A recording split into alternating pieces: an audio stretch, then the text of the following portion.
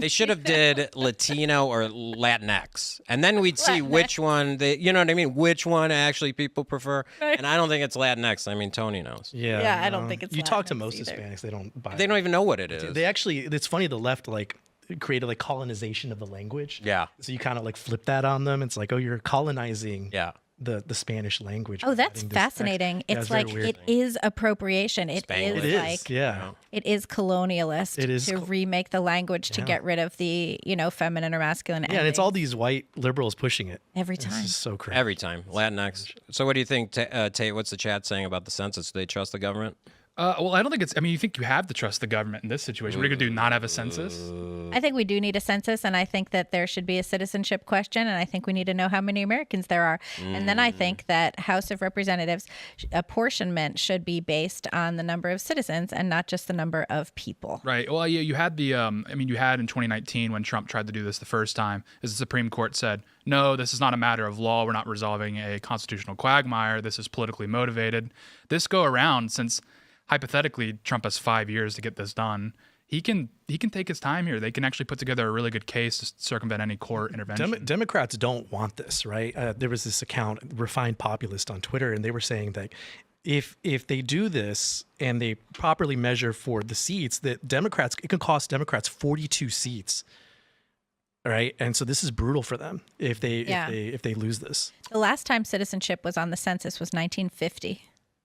Wow. Oh, interesting. Yeah. I guess it kind of calls BS a little bit on our technology, because don't you think at this point we should be beyond the fact of somebody having to knock on a door to get a count? I think How do we paper not is have the best way to do a count. I think we all don't our have ballots satellites? should be paper too. They already know the number that you're supposed to give them. They just want to see if you got it. Okay. Oh, that's okay. like with the taxes. That's when a you hot file take. your taxes and you get it wrong. Exactly. They're like, and they're no, like, we know how you much did. you Yeah, owe. exactly. Yeah, but what about the satellites orbiting Earth that can literally just look right into homes? We don't have that tech. I thought we had that tech. I think that paper is a good way to do it, and I think all our voting should be on paper and properly tallied by counting papers. Okay.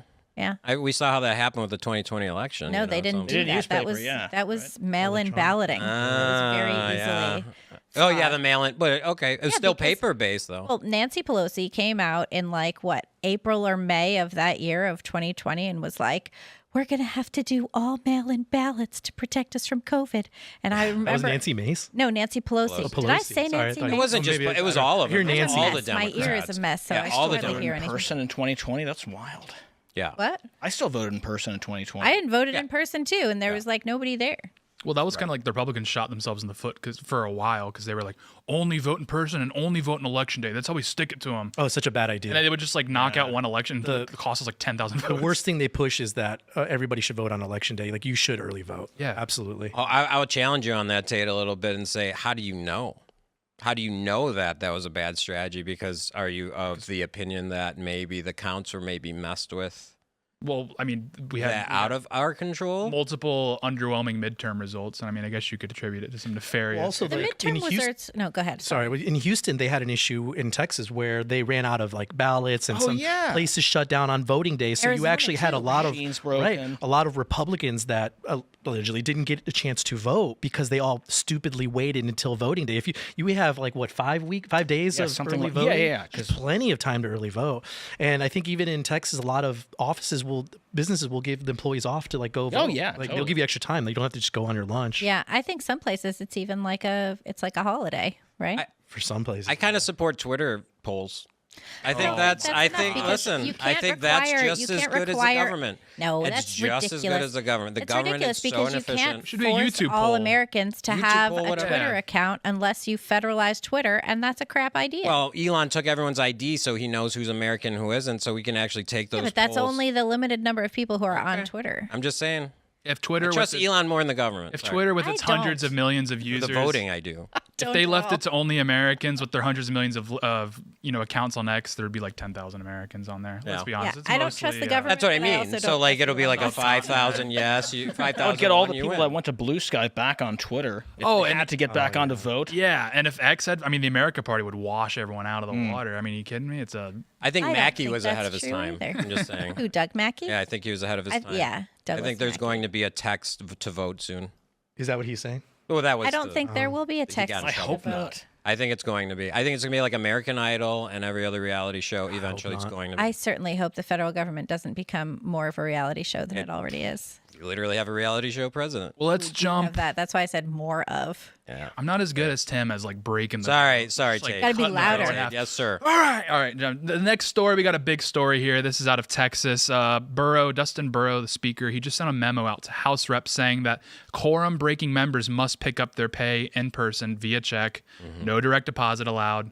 Guys, this is hilarious. That would bring me back to the state. Super funny. Well, to cover that, it's only like $700 a month. Oh, so really? and a lot of these reps are very like independently wealthy. Where do they get their money? Right. So there are a lot of them are lawyers or real estate agents and things like that. But I was talking to one of my favorite staffers, and she was like, "Well, actually, a lot of these Democrats are like broke as heck. Actually, so they're living off of this like $700, $600 stipend they get every month. And Wow. So you actually you may see some come back, but you've also got a bigger issue where you've got a lot of these lefty nonprofits that are actively funding these Democrats fleeing our state, which has been a huge issue. The Beto O'Rourke's nonprofit, was it Powered by the People, was actively soliciting Democrats to leave the state, and they were like, we'll fund you, we will give you money, we'll pay for your hotel, your lodging, your travel.